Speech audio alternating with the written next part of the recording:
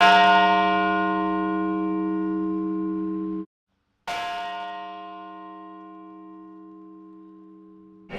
whole bell thing started before we had some of the major problems in our community. So, the bell's been in process for a year. And I think what we're seeing, I think William did a very good job of that, is the presence of this bell can do more than committee meetings and marches and whatever. It can be a symbol of all kinds of things for us because everybody can identify with a bell. A little child can identify with a bell, an older person can identify.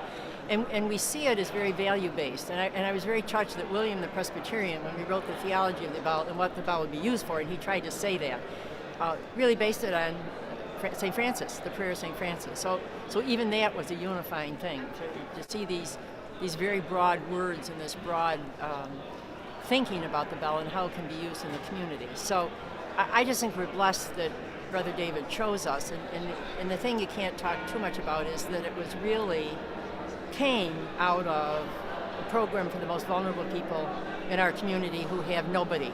They die alone, they are buried alone, and he recognized that. So if we could all as a community just figure out how we can embrace and draw in the vulnerable and the people who are marginated, the mix of people that were here. I'm not in a room with Hispanic kids and African American kids and white kids and knights and so it's very symbolic, I think, of what we're hoping the bell is going to do in terms of trying to bring people together.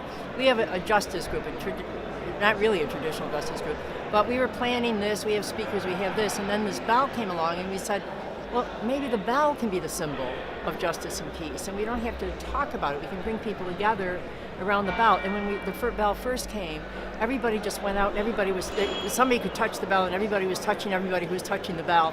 And then we said the prayer of St. Francis together. So the ending all changed because of who everybody was gesturing, greeting each other, thanking the young people, and so on. So I think this bell is going to have a life of its own as we go forward.